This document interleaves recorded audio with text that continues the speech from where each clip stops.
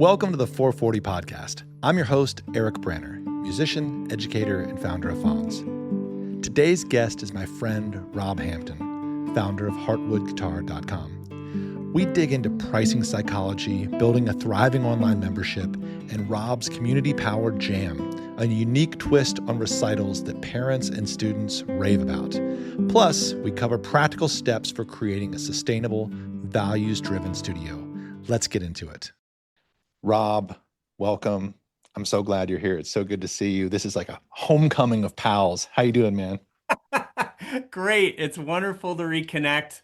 We were just talking before we started here how close we were for so long in this mastermind group we were in, seeing each other every week for a long time and have seen each other go through so many changes and so many challenges and have really become great friends. And then that ran its course, and I haven't seen you much recently. So it's wonderful to reconnect.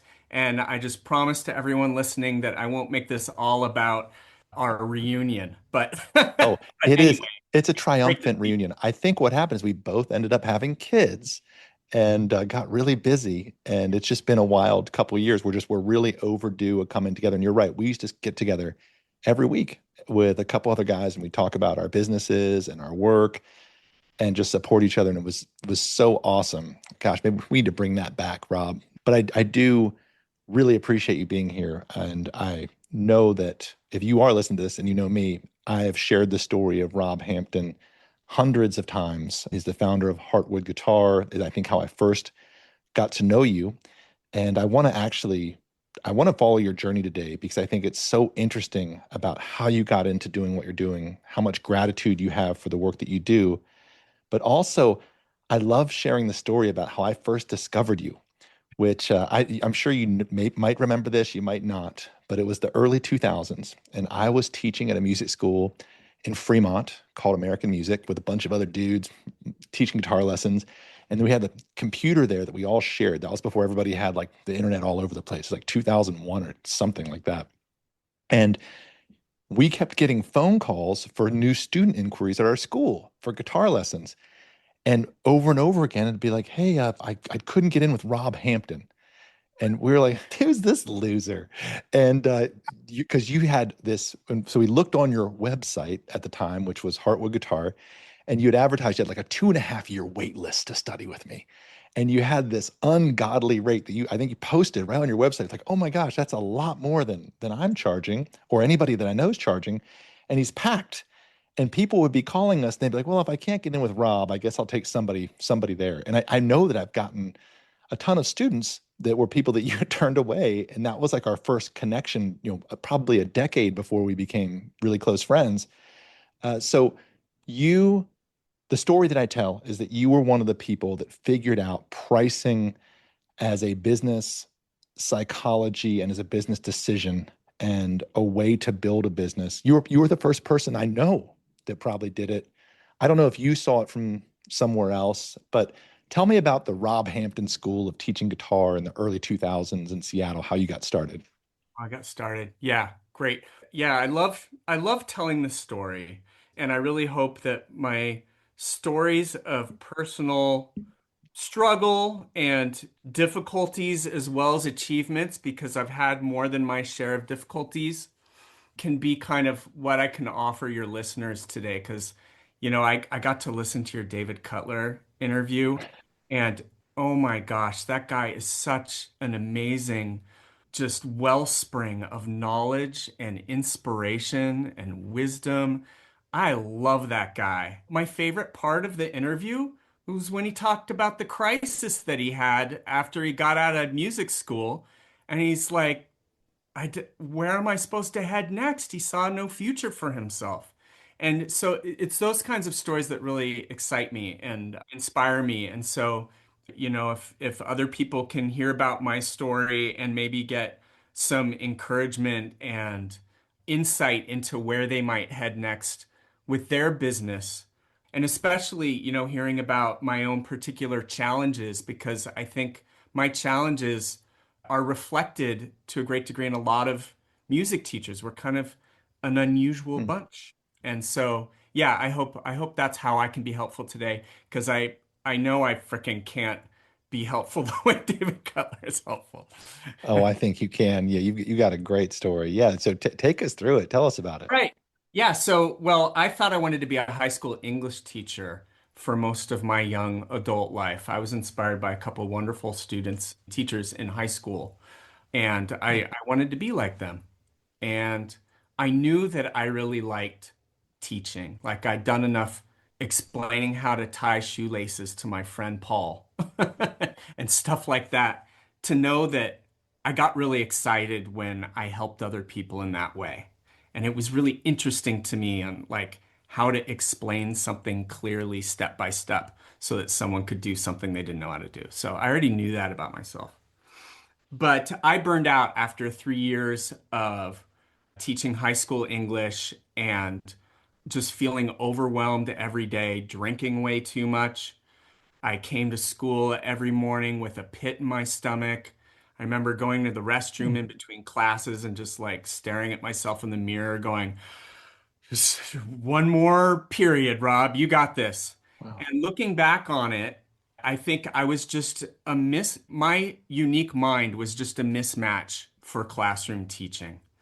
I hope you don't mind, Branner, if I characterize both of us in this way, but in our four-person mastermind group, we were two of the more anxious ones, right? And we feel things very deeply. And learning how to uh, be an entrepreneur with that disposition is tricky, In some ways, I think it's a little easier to be a narcissist and make a lot of money in this world. Yes, your natural like disposition towards being less in your face and confident and feeling a little anxious about the world you're existing in. I got you. Yep. Yeah, and it was a bad match for classroom teaching because, and I really Mm. wanted to be like an inner city public school inspirational teacher. That was my Huh. beautiful vision for my work. And and so, what that meant was I was working in schools with larger class sizes, with kids from a different culture than I was familiar with, less support in general. So that was all kind of working against me too. But when I got right down to the basics of it, like I wasn't that happy in a more wealthy private school with more support and kids more closer to my own background. And it was just because I really struggle with juggling all the emotions and needs of a big group of teenagers in front of me. Mm. Like I remember being in front of one of my classes and just thinking about how the kid in the front row's uncle got shot yesterday, and this other kid just found out she's pregnant, Mm. and this other kid hates my guts, and this other kid can't read and is super embarrassed about it. And like, I have a hard enough time taking on one person's emotions when they're that heavy. And having a classroom of 35 teenagers like that, I just found it totally overwhelming, and I could Mm. barely like string a sentence together in front of all these different minds. So anyway, was not cut out for classroom teaching, and that's kind of what I was taking a break from when I discovered I wanted to teach guitar. And so you wanted to teach and you knew that you had a gift for breaking things down and explaining them, but you didn't vibe with being in front of a big group of people and the classroom and everything that that entailed. And that was really difficult for you. And so you took a break from that. I'm assuming just for your own well-being and you didn't study music in college, did you? You studied education, right? Do I remember that right? No, and Okay. I like barely knew how to play guitar. Yeah. Okay. I came to guitar teaching from such a different angle than most music teachers. But also, especially guitarists in general, we all kind of come to music through a bit of a back door, most of us. Guitar's kind of a homegrown instrument, Yeah. and a lot of us are kind of rockers who taught ourselves sitting on the floor listening to Led Zeppelin tapes and stuff. But yeah, I like guitar was just a hobby for me, and I didn't know enough Hmm. to like be in a rock band. I was in kind of a mediocre um, rock band here in Seattle. One of many things Huh. I did after I quit teaching high school Oh. English just to kind of I just figured I don't know where I'm headed next, but let me just do a bunch of things I love to do. And thankfully my parents subsidized this break from more serious work. I was working as like Seattle's worst handyman at the time too, but not really making ends meet, and just hoped that maybe in reconnecting with those things that light my fire that I would find where to head next. And that luckily that's how it turned out. I was in rehearsal one day with my band, and the lead singer who teaches guitar suggested that I try it. And I remembered how fun it was teaching this girl I liked how to play guitar when I was in college. And I'm like, wow. And it wasn't just because I liked her, although that It never that was a hurts. big part at the moment, but it was just teaching anyone guitar. It just sounded really fun, and I had no idea how I'd make a career out of it. But I figured, and I knew that I wasn't an amazing musician, but I figured, well, I could work on it as I go. I would love to be a better musician, and gosh, that sounds like such a better match for me than teaching in the classroom. So I just thought I'd give it a try. Wow. And so from that moment, you started teaching. How long? I mean, this is so interesting because you went from what you just described, not having spent your life devoted to pedagogy or developing technique or teaching, but you were into music. You knew how to teach well. You started teaching. What's that window between that jump from that moment that you decided, and you were the most in-demand guitar teacher in the Pacific Northwest, with a website getting more traffic than pretty much anybody else in the space, charging more than anybody else in the space, teaching people who were more high profile than anybody in the space. I mean, what was that jump from? Because how did you go from that moment to the Rob Hampton I just described when I discovered you on Yeah. that old computer in American music? Yeah. Well, Branner, let's be frank here, okay? Yeah. While I think I have some real gifts in teaching, and I do have some degree of gifts in entrepreneurship, although obviously not at the level as some other people who are on this podcast right now. But I also got very lucky. When in grad school, when I was studying education, I took a little HTML class, and I was into computers. My dad had enough money to buy one of the first Apples when it came out. I grew up in the San Francisco Bay Area, and so tech was in the air. And I got on a 300 baud modem right when they came out because my dad, a former Illinois pig farmer, was like had this geeky streak to him, and so he was an early adopter of technology, bless his heart. And so the internet was already kind of familiar to me when it first came out because I'd been on dial-up modems before. So anyway, I had this technical interest, and so I was able to build my own website early on and start advertising my guitar lessons on it. And I got my first few students, to answer your question, from the lead singer. He had a little bit of a wait list, and he just Okay. kindly passed these students on to me. He was teaching in an after school program at a local private school, Seattle Country Day School, I think. Yeah. So I got some of my first students through that. And when I would type up a chord chart for them, because I quickly realized that the chord charts online were terrible and sketchy, and I wanted to clean them up and make them more accurate. And then I just would post them on my website after I gave them to my private students. I started to get some traffic to my website. And so I ended up being able to take advantage of the Wild West period of the internet when few guitar teachers were online really at all, and those who weren't putting material on it besides just using it as their business card. And so I was able to generate traffic, and I had word of mouth too, but I just for a while I had a fire hose of interest to my business just because I was ranking well in search engines. And I didn't have a girlfriend at the time, and I learned something about SEO. And so, I'd stay up till 2 in the morning creating links to my site and stuff. And so I had this little bit of hacker mentality early on with my website, trying to promote it. So I got pretty lucky.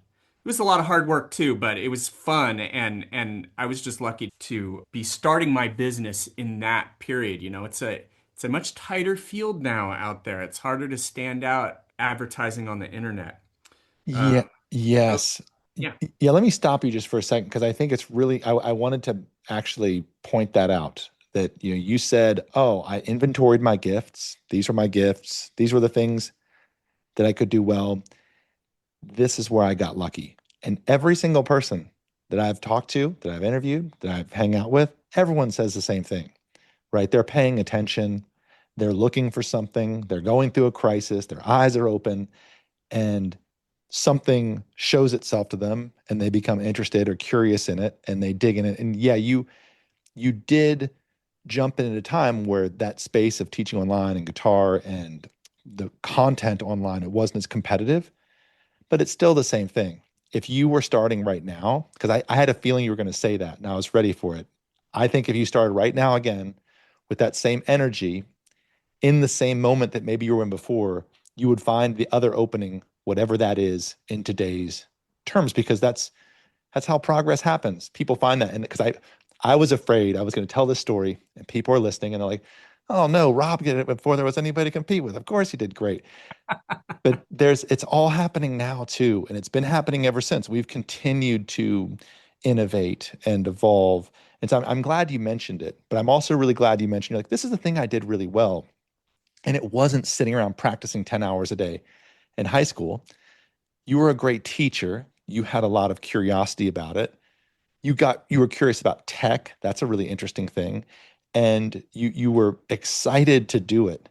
And that's something because I remember hearing about you and thinking, wait a second. He's saying he's like an intermediate guitar player on his stuff, yet he's the busiest guy around. But he's a great teacher. And a lot of the busy professionals that you were teaching, they didn't need the Steve Vai to teach them how to play guitar. They wanted to learn how to play. So you really created this niche for yourself, just like we can create a niche now. So anyway, I really appreciate you saying it. Keep going with your tale. I didn't mean to stop you, but I wanted to make sure people leaned into that a little bit. Yeah, and I like your perspective. I recognize the tremendous role luck has played in my life, but I do believe that if you have your eyes open and you yeah, you're vigilant and you're working hard. David Cutler talked about the two different kinds of people who get stuff done and people who don't. I love You got that. to get stuff done. Got to keep working. You can't give up. You got to show up. But if your eyes are open and you're showing up, that it might not be obvious here in 2025 where those opportunities are for marketing and generating a lot of interest in your business. But there's also a lot more support out there. There's the Savvy Music Teacher, and I hear the Savvy Music Teacher 2.0. There wasn't, can we swear on this podcast? You're welcome to. Yeah, There sure. wasn't shit out there for Yeah. me in terms of like helping music teachers when I Mhm. was getting started. Oh Uh, no, it was a real different scene. yeah. But then what was it? Let's talk for a second about when you started teaching. Where did you pick up the psychology? What was your idea, or where did you get the idea? At that time, you were charging 2 to 5 times more than anybody with a master's degree in classical performance was teaching or offering. Where did that concept come from for you? It was the power of suggestion, Eric. It was not a Huh. book I read or Okay. some great hero who took my hand. It was my buddy Ryan who was getting paid a lot of money in tech, I think. And so money was kind of flowing in his life. And he was helping me with my website. And he asked me, he was trying to put the website together. And he's like, I don't think I had a logo yet or anything. I was just like dreaming up my business. And he's like, well, how much do you want to charge? And I'm like, I want to be a really good teacher. Okay, so like some of the answer to that question is why did I want to be like an excellent teacher? Because I don't think everyone approaches their work like that. They're like, well, it's better than flipping burgers, right? There are people like Hmm. that. Hopefully, people listening to your podcast are not in that circumstances, but I just wanted to do the best job I possibly could. And, where does that come from? That's a whole other topic. But he asked me how much I wanted to charge, and I said, I don't know. I mean, I think I came up with the number $40 an hour because that was like about the top rate that I'd heard other people And charging. this is what, 2001? Yeah, Yeah, something so like that. Wasn't yeah, 40 that's about good. like Yeah, that's good. remote teacher about. Yeah. Hmm. Yeah. And what he said is he just turned to me and he was like, "Dude, you should charge twice that much. You should teach, what did he say? You should teach Bill Gates kids." And I'm like, "I think that would be good." And I have never like aspired to teach wealthy people. I love teaching my wealthy students. It brings me great joy, but it brings me great joy, that is their wealth is irrelevant except to the fact that it helps me put food on the table. Hmm. I just love that interaction with students, and I happen to teach mostly wealthy students right now, which has its benefits and drawbacks, but really, I never aspired to really teach rich people. I did, however, want to have a family at some point, and I was kind of spoiled growing up, like being able to go on trips every Christmas, go up to the mountains to ski, or my parents took us on a road trip through Canada and the desert of Southwest when I was a kid. And I kept wanting to do those things. And so I wanted to be able to support myself if I could. My main goal was to not drink myself to death and hate my life as a classroom teacher. But, if I could make a good living, that'd be great too. So it was Ryan's suggestion where I'm just like, okay, well, let's try that. That's really how the ball got rolling, was someone else just suggesting it to me. But it has become a lot more nuanced and complex since then. Well, I never knew that story, but that's what I was looking for. And that's, I think, the trend you see in all these talks.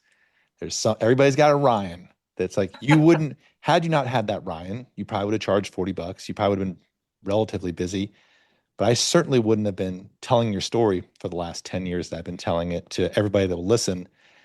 But it's those moments where the thing is you're being present and you're sitting there and you're thinking, wow, I want to be really good at doing this thing. I love that you led off with that. That was really cool. I want to be really good at this. And then Ryan was the voice. I think everybody needs a Ryan. There's this voice of reason that's like, and I had my Ryan. Mine was Bryce. I had the same story. He was one of my students when I was getting ready. It was the same story. It was just a few years later where I was getting ready to quit teaching and go off and start a family because I wanted to be a lawyer or get my MBA. And Bryce is like, dude, double your rates. No one cares. Like, just do it. And no one cared. And then you and I suddenly were in this kind of like the same thing where we were really busy. And I know that there's this principle that I talk about a lot called perceived value, which is that I learned it from watching you, Rob, which was I was a really good guitar teacher, and I knew that I was really good for a lot of people. You charged way more than I did. People would look at you and look at me, and they'd say, I need to see him because you charged at that time so much more than I did. Those people were wanting the best for their kids. Some of them ended up being wealthy. They ended up being a really good client pool for you. But it's a thing that we can use. And so many music teachers that I meet, and I've seen it for the last 20 years, great teachers undervaluing themselves. And I think in the last 7 or so years, there's been a real shift in it where people are getting caught up with it, seeing the value in these human-based, culture-based, creative endeavors that help us express ourselves and be human and all those great things. I think people see the value more, but it's really important that we all do. And I think it was really cool that you led the way on that and how you tripped your way into it and how I love that it was Ryan. Like that makes the story so sweet and so complete that And I it, can it see you sitting there. I was just going to say, it occurs to me that a lot of the work I did since then to help other music teachers, I wrote a little book called Rob's Totally Awesome Guitar Teaching Handbook, a book like David Cutler's books. This is, let's be It's a real. great book. If you'd like, you can print it out and staple it and stick it next to his books on your bookshelf, but it's a different kind of book. But yeah, I did that, and I've done some other work coaching and helping other music teachers. I really have loved that part of my work. And in a sense, a lot of my work has been like trying to be that Ryan for other people. Sometimes you just need someone who you respect. I think for a lot of us, it's whose values you respect. If just some schmo told me to charge a lot of money, I'd be like, well, why do you think I should do that? Do you perceive me as someone who tries to wring every last penny out of my interactions with people? That's not how I live.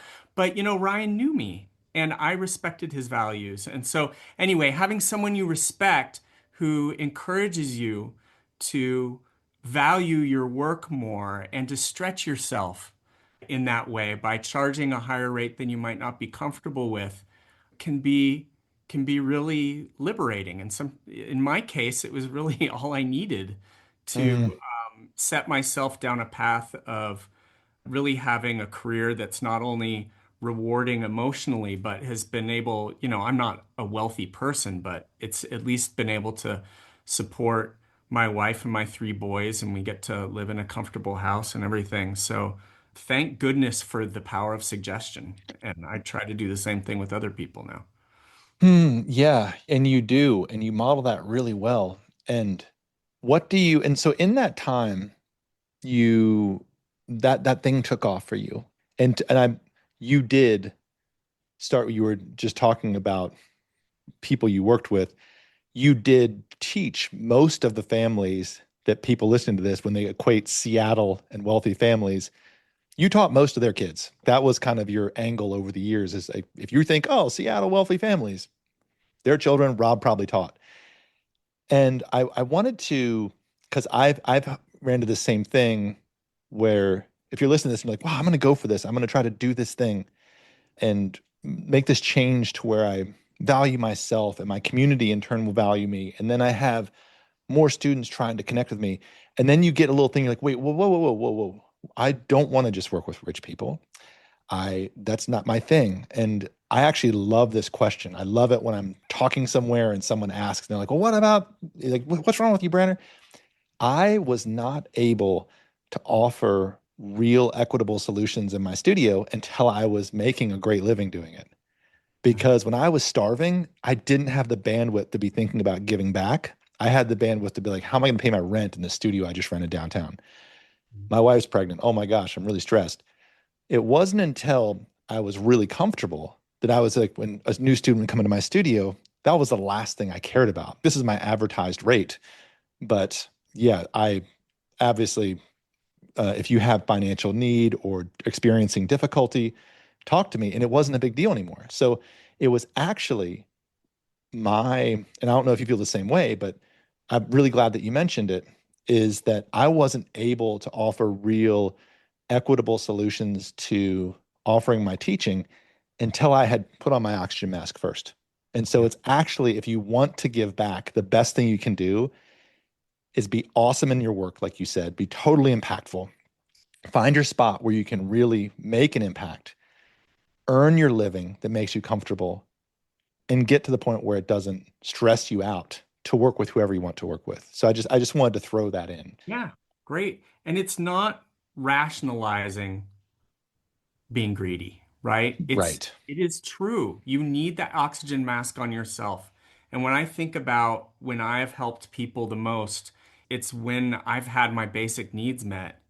And uh, the way so yeah, you made me think of a couple things. One is, I don't know if other people feel like this, but I've had this anxiety throughout my work of like worrying that I would lose sight of my values if I became successful, if I got comfortable, um, and was making enough money.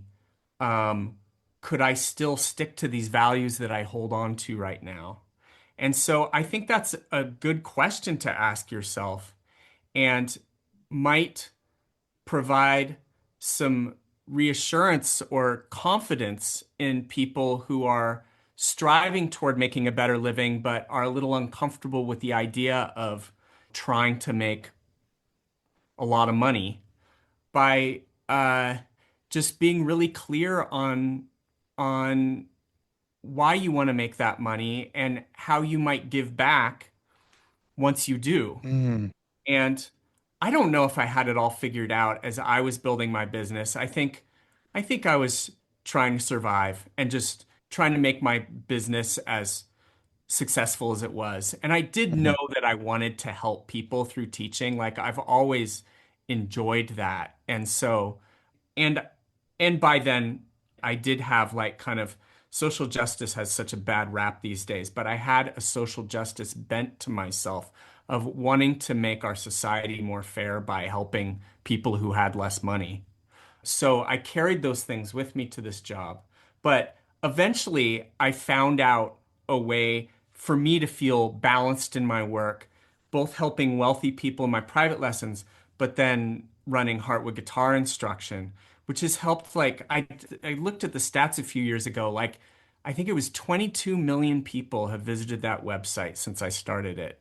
And I didn't transform all those lives, but I did help a huge chunk of people learn how to play, Johnny Cash tunes. And there have been thousands of people who've really gotten to study deeply with me through my membership site.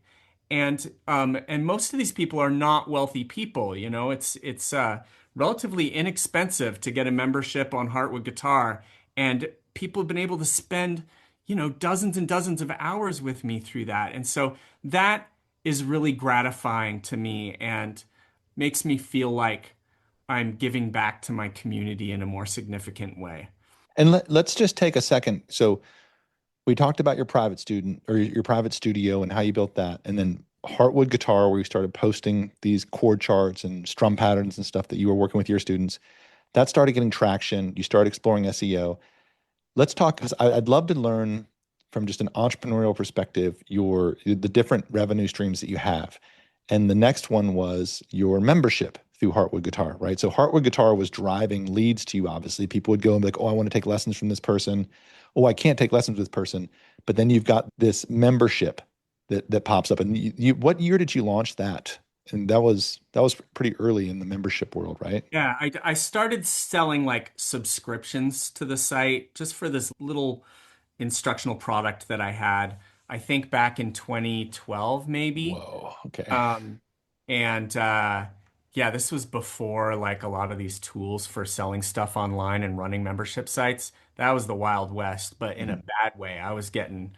It felt like showdown at high noon every day trying to get that thing going. Um, but I started the membership site, I guess it's about 7 years ago now, where I figured out a way basically to untangle the copyright problem that I had. And we can get into that more if you want. But Mhm. I wanted to teach copyrighted material, but I didn't want to get in trouble with the law, and I wanted to be respectful to artists, Mhm. um, and not steal from them. And so I couldn't figure that piece out. And then finally I did, and was able to turn Heartwood Guitar basically into what I'd wanted to turn it into for quite a while, where I started selling monthly or yearly memberships and have about 250 members now who access Oh, courses that wow. I made and song lessons. I do Q&A for members twice a month for an hour. So just get together with a bunch of mostly retirees and Was answer their burning questions. Do you enjoy that? I The Q&A in particular, or the membership site in Yeah, I general? mean it's a big lift to put together a I've talked to quite a few people that have done the membership thing, and a lot of them say it's a big lift to get off the ground, and they enjoy it though. So Yeah. is that something you'd recommend? Yes, I recognize that I have an unusual makeup, an unusual mind.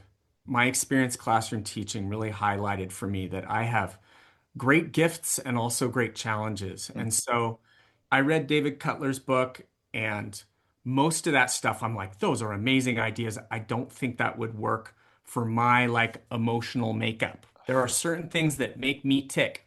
One of them is private lessons, especially with shy beginners and intermediate students. I just love it. And like, yeah, like getting a Me scared too. kid on stage and rocking their Taylor Swift song and seeing their family members out in the audience screaming their heads off and they're beaming, like it just doesn't get any better than that for me.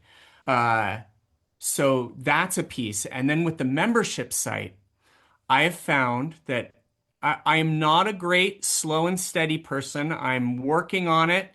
It takes constant management and effort, but I really do best with my addictive mind of huge bursts of hard work and inspiration, punctuated by periods of being kind of a mess. Thankfully, I've worked on the mess part, in recent years, but yeah, I like doing things in chunks like that instead of like every day writing a couple more pages of my book. And so, running a membership site lends itself to that. You can release content sporadically on your own schedule, and the routine part of it, the Q&A, is easier for me because I'm accountable to other people. It's I have to show up to be in front of these people. So it's actually very easy for me to Mm, keep the Q&A going.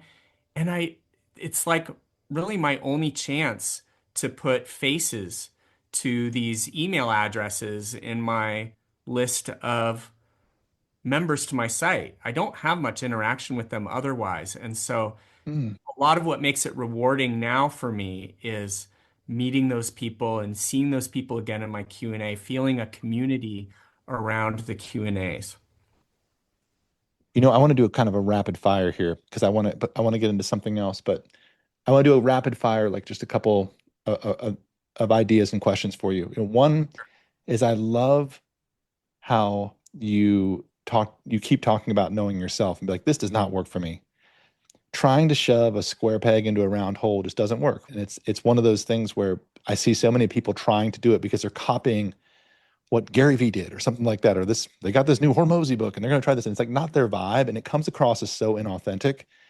And what you're really saying is you're just trying to build an authentic brand around what you like to do and what doesn't make you want to like go to the bathroom and drink a half gallon of vodka, whatever. It brings you peace. Rainer, how did you know? Yeah, I'm just picking up on this, and I love this. And the second thing that I think is really important is the seasonality. And you mentioned this before. You're like, I don't know if I was building my business this way.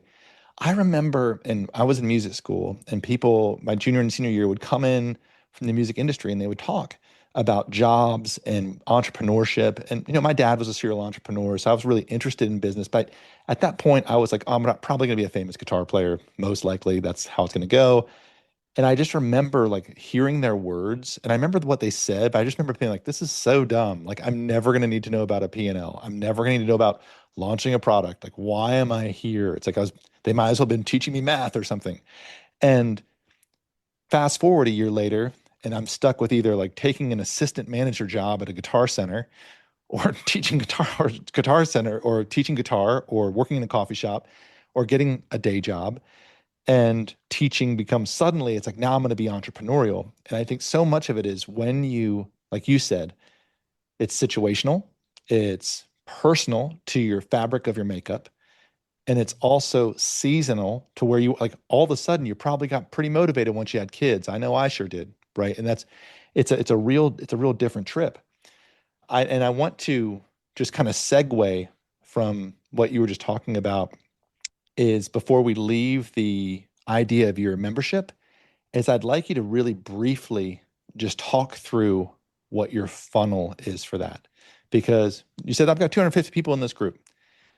Really, as briefly as you can you describe those people's journey that are in your membership, how they discovered you, to how they signed up, and then to how you engage with them?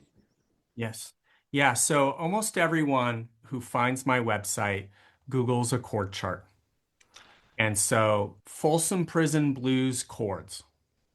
And somehow, for some reason, they click on the second link instead of the first one, which is ultimateguitar.com, which I used to not like as much, but they're a pretty great website now. So Yeah, they I, come a long way.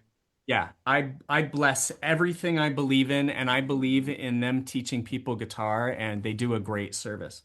But maybe they've been to my website before for some reason and they know that my chord charts have some things that those other chord charts don't. They're handmade. And so they get on my site, they dig the chord chart, maybe they bookmark it. They eventually get on my mailing list. I have about a 10,000 person mailing list, and I have a bunch of what are called lead magnets on that website, which are draw people into this to my mailing list through offering them something for free. Everyone's familiar with these things. So I have a songbook on it, etc. Free songbook. And so then they get on my mailing list, and then I have an automated system where about every 3 days, people get a an email, and about 4 out of 5 of them are just helpful instructional emails, and then about out of every 5 does some kind of softish to hardish sell where I'm like, hey, why don't you become a member? And I get a trickle of members that way. But Huh. the majority of my members come during my sales that I run 4 times a year. I have a discount, and Huh. for 5 days, I send a sales email every day and do a more hard sell during that time. Wait, so you nurture the website actually is building your email list through these free lead magnets you give out. The email list you're nurturing, and that's just an automated drip that goes out every. Are you constantly updating that, or is that more of a cycle that? Not anymore. I have about 50 emails on it, and so Whoa. it's long enough. Okay, got it. And then you stop that and you go. I love this. And a couple times a year you do this 5 or 4 times a year you'll do a 5 day sprint where it's like, oh, you should join this membership if you're enjoying this, and that's where you get most of your people to sign up. Got it. Okay. So that's and then it's just, then they're in that community. Then it's a different community you're nurturing. Yep. Yeah, a different mailing list. Huh. Um, and I send them a personal welcome. I do this little video through the service Bonjoro Hmm. that is connected to my membership system. So I just get Love a Bonchoro. notification that someone has signed up, and I send them a little welcome message saying, "I'm so glad you're here, and please reach out if you need anything." So they get this personal touch right at the start, which is unusual for people, and it tends to delight them. And I think that helps. Just that little touch at the beginning really helps with attrition and just making people feel welcome.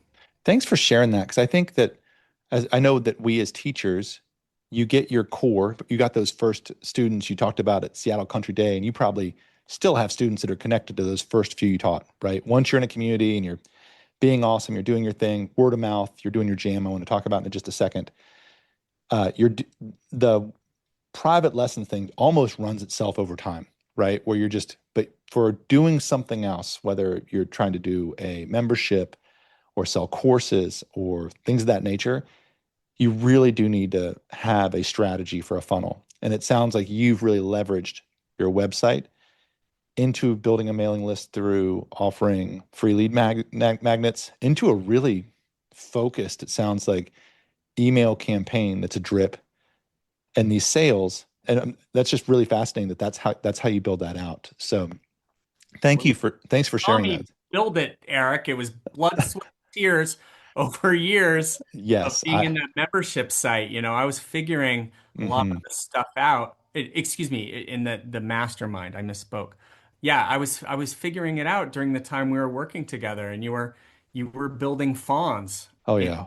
it all looked so pretty now, but making that sausage was a messy process. Yeah, speaking of us being stressed out all the time, I remember that really well. Yeah. And so I want to take a few minutes and just talk about now. I want you to share, I know that you're so excited about this. Talk to me about the jam that you do now, because I'm assuming this is still bringing you a great amount of joy. You started to hint at it before. Explain to us, because to me, this is almost the third piece of the Hampton deal, right? You've got your lessons, you've got your membership, and you've got this really great community centered project you do multiple times a year. Can you talk about that? Sure. Yeah.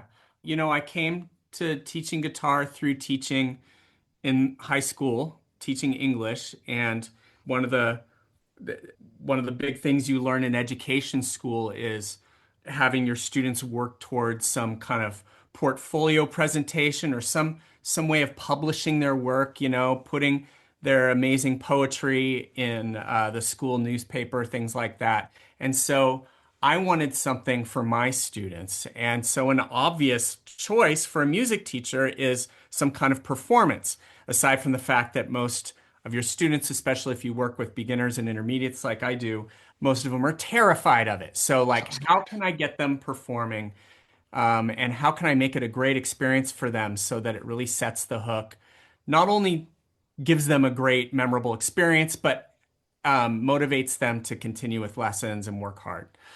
So I was thinking about that before I started, any kind of recital or anything.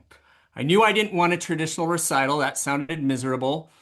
So what I started doing a couple years, I think a year or two after I started teaching, maybe just a year, I worked with a local coffee shop, and basically I was familiar with open mics, and so I just thought like, why don't we do an open mic style thing with my students?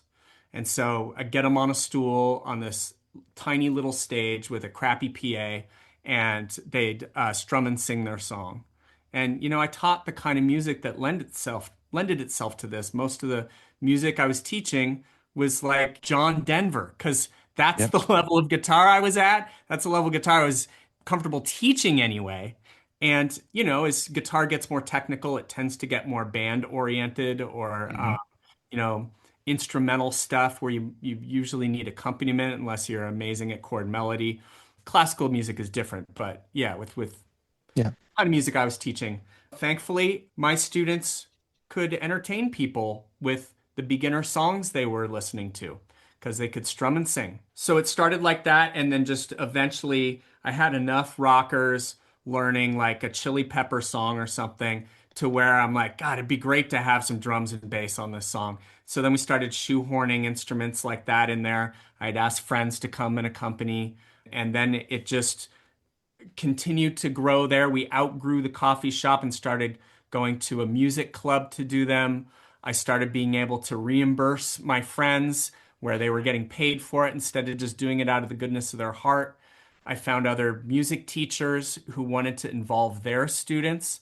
And so it's turned into this uh, wonderful system where twice a year we have 3 shows over the course of a Saturday. Each show is about an hour and a half long, and it's a mix of my guitar students who are often singing, Hmm. and then our friend Joe Walker's Yep. guitarists who often sing, and then my good friend Brady Kish, his bass students, and my good friend Andrew Rudd, his drum students. And we have the system of getting them together to collaborate on songs if they want to like play with other students, and it's cheaper that way. Sometimes, like usually it's my more wealthy students want just this like dream experience of like, this like rock star experience where they're playing with all professionals. And so we give them that experience for kind of a higher price. But the So heart and cool. soul of the jam is really, I realized eventually that the jam works the best if the focus isn't on like in a traditional recital, like kind of an evaluation of the student, Yeah.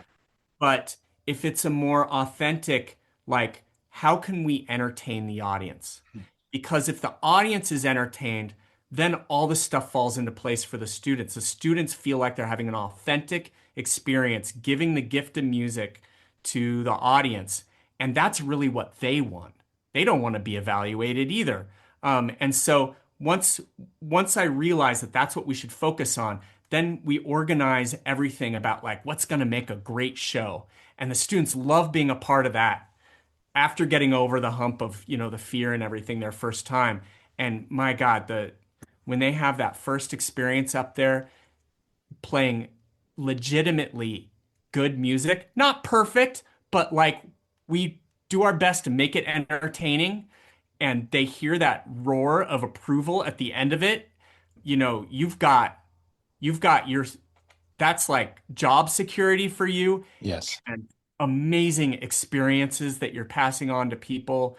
It's wonderful. It's like the favorite thing I do in my job. Yeah, every time we talk about it, I pick that up, and I do a similar thing with my guitar barbecues, but you've got a really special thing, and it's important to just side note that the business of this, the student is rarely your customer. It's often the parent is your customer. And if that parent's out there, and whether you know it or not, and I've experienced this with my kids, when you see your kids succeed and do something you can't believe they were doing, right? Just a month ago, we're like, why is Johnny on the phone all the time? And there's this, your child just shining and radiating confidence and joy, connection. like the opposite of everything parents complain about right now. You walk out of there and you can't stop telling everybody about it. And this is, I keep trying to tell people is that it sounds so dumb, but if you want to really succeed in the business, just being awesome is really what you like. Rob's Totally Awesome book, right? It's like if you can focus on being totally awesome, take the breath away of the customer while you're doing it, which is actually the parent, by giving the kid or the student this unbelievable experience. You called it job security, but it's really your growth strategy. We always say, oh, once you start doing this, you lead people, just it's referral and people are happy, but it's really more than that. There's another teacher in town named he's a saxophonist named Steve Tressler. I don't know if you know Steve, excuse me, but he does these Yes, I know of him and we've been in touch a little bit. he does the same thing, and it's everybody that has this kind of this beautiful community-based thing at the center that brings in other people, that welcomes other people, that gives people experience. It's so absolutely powerful. And to me, I think it's like when you talk about it, I can hear the joy and the energy behind it. That joy and energy gets transferred into the people that are going home. They're like, and they're sharing their photos on social. They're talking to their friends.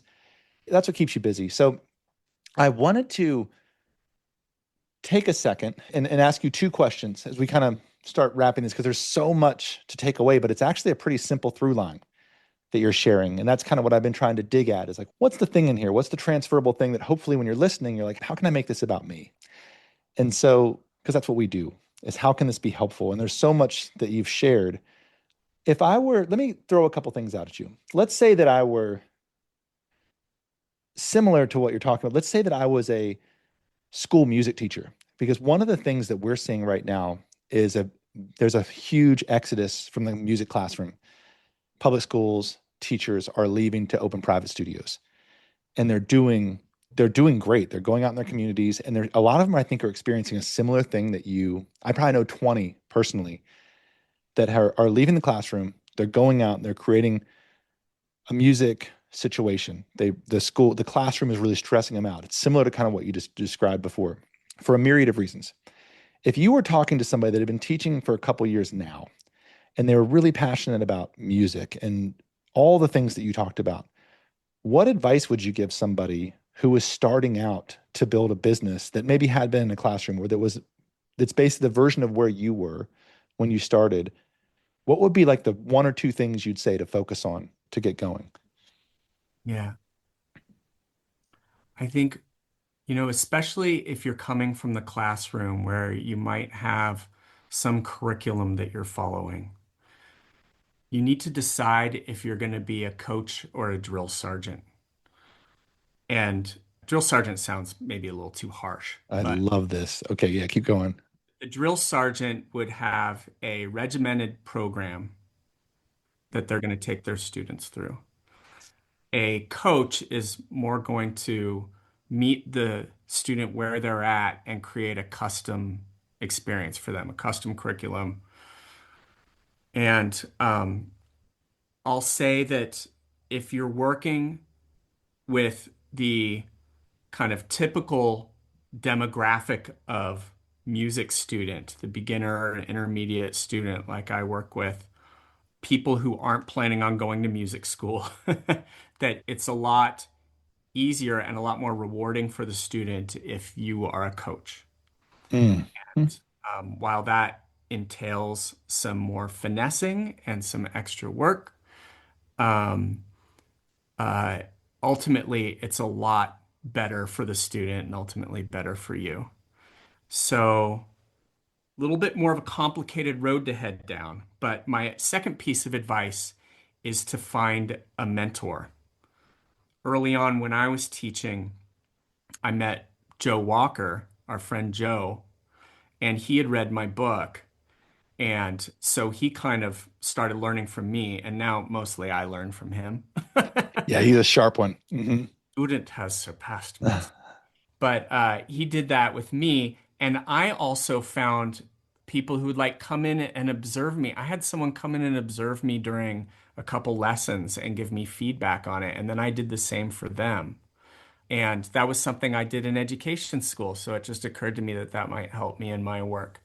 We formed that mastermind group not as much around like helping each other with our teaching as it was the business aspect of things. But I felt so isolated before I made that mastermind group. I didn't really have connections that were helping me build my business. And so that was tremendously Mm. satisfying for me. And I guess along with reaching out to people is just uh, adopt the aloha spirit, which is bless everything you believe in. And if you believe in music education, then bless the music educators around you. They are competition, some of them, but it's a lot more helpful for everybody if you look at them as potential collaborators and resources, potential friends. Um, I think for a lot of musicians, this is not a big challenging thing to wrap your head around, but I have seen musicians take this like very cutthroat capitalist approach to their businesses, and it's isolating and not good for the community. Yes, I can think of. We're probably thinking about the same person right now. In Seattle, yeah, Seattle guitar pedagogy history. But those are two really beautiful tidbits of wisdom, and they all go back to knowing who you are. But I love that you said this idea of working backwards is yes, find a mentor because we both had them, and they come along, and you've got it's like that's part of keeping your eyes open to the universe and being present. Is it really helps to have someone guide you and someone to hold you accountable and someone to just to encourage you because a lot of when you're building a business hopefully you're not just copying something that's been done before, you're doing something that's creative and bold that wants you to be alive. And going back to your first point, when you're talking about am I going to be a drill sergeant or am I going to be a coach, I think that's a really interesting way to frame it where yeah, the method has its place and structure has its place, but you can still come at that even with you're doing that you can still have a spirit of openness that's what's going to keep you from burning out every time you connect with that one person. And you and I are similar in this that we both love connecting with an individual and growing together alongside each other and helping them grow and seeing their progress. That idea of, well, I think I'm going to be a coach because I'm going to take this person, their development isn't just about playing the song, it's about becoming a human being expressive, being honest, being able to tell their truth, being able to be confident, being able to get in front of people and saying what matters to them. This is a really great skill set that's transferable to everything in life, but it's not just going through step one of the book, step two of the book, step three of the book. It's what keeps it fresh. And it all ties into what you've said the entire time we've been talking. And no two people are going to be the same. No two people will have the same. No two entrepreneurs will have the same founding story, psychology, journey, successes, failures. It's all going to be different. And so the key is being authentic, I think, right? That's what you're really getting at. All this is just being aware and present to the moment that you're in, inventorying your gifts, asking what it is that you want to accomplish and how you want to impact your community, looking for ways to do it that are timely. Which brings me to my last question. So, if you, Rob Hampton, were starting out right now, all over again, and you were in this landscape of right now, what do you think the biggest opportunity is to spread your ideas? Like, would you be like, I'm going to be on TikTok every day, or what would be the area that you would dive into if you were getting started and starting from scratch? Yeah, it's a great question, Eric, because to some degree, I feel like I'm in that circumstance Nice. because I have relied on word of mouth for quite a while now, but I live out in the woods. Yeah, I you made a have for about move. years now and slowly had some attrition going and I need more students now. And so I am right on the cusp of kind of the second wave of my career of finding where those opportunities are. So I'm going to be listening to your podcast eagerly, probably reading, The Savvy Musician Part 2 soon here. So Interesting. So we're gonna have to have you back on here soon. So you are looking at rebuilding and looking at creating because you moved, right? So you have a yeah, new you're in a new I moved scene. out of Hmm. urban Seattle. I live out in the woods in between Redmond and Carnation now, a less wealthy community, and I love it out here. Yeah, but a lot harder to get students, and the students the word of mouth has just, that you can exhaust to some extent your um, uh, Network. the amount of word of mouth you can take advantage of if Hmm. you work with people as long as I have. Half my students I've worked with for over a decade. What? So, Is that yeah, true? Wow, yeah, that's a wild stat. Okay. amazing. Yeah, so wonderful. The kind of bonds you make with your students over that period of time, it's just amazing. But yeah, I don't get referrals much anymore. Just one thing that I'm thinking about right now is this is also a period in my life. We were talking about this before our podcast, where I'm kind of learning how to have a friendship group again. I've been raising three little boys who are 11, 11, and 13 now. I see my life starting to, or it's been going like this for a while, but my time opening up. My kids are getting more independent. I Yep. want to try to rekindle or nurture those friendships that I have and really try to put down new roots in this relatively new community now. Oh, Most of the people I know here are people I know through my kids and their families, and I want to spread out a little bit more. So um, I'm thinking about things like getting more involved in the Carnation community here, maybe playing some music, joining some classes around music, and just like being a student, getting more involved in my kids' classrooms and teaching. And I'm not going to find people who could pay my old rate doing that very much, but that's not critical to me right now. I make a decent enough living with what I've got. I just want some new students, to fill my roster again. And so, hmm. yeah, I think getting more involved in the community and making those one-on-one connections again, which I used to make at the beginning of my career before my rates got so high that the chances I'd meet someone at a party who could actually pay my rates were really low. It was kind of a drag. So I'm kind of looking forward to being the scrappy entrepreneur again and meeting someone at a party and they're like, "Hey, I've got a guitar in my closet." And then you get that little twinkle in your eye and you're like, "Really? What kind of music do you like?" You know what? I just love that You live for interaction. that. I'm looking forward to it again. But it comes down to personal connections, I think. You know what, Rob? It sounds like we're going to need to have you back here in about 6 or 8 months. And something tells me that you're going to go out and you're going to lean into this new season, this moment that you're exploring, and something is going to expose itself to you that you're going to jump all over. That I have a feeling is going to be very exciting to you and impactful to your community and really fun to hear about. So let's do that. In the meantime, we should need to bro out and hang out together. So let's get a dinner on the books or something. So Rob, thank you so much for being here today. This was such a good talk. Thank you for sharing so much and just being so awesome. I really appreciate you. Thanks for being here, man. Thanks, buddy. Thanks for letting me soak up all the good vibes and the wisdom and knowledge. And it was an absolute pleasure. Very cool. And we'll share all your links in the program notes so you can check out what Rob does at Heartwood Guitar. Yeah, reach out, say hi. Thanks, Rob. Take care. You've been listening to the 440 podcast. If you found this helpful, subscribe at Spotify, Apple, or wherever you listen to podcasts, and leave a quick rating. It makes a big difference. To learn more about how to run your teaching studio with less stress and more joy, visit fonz.com. I'm Eric Branner. Thanks for being here.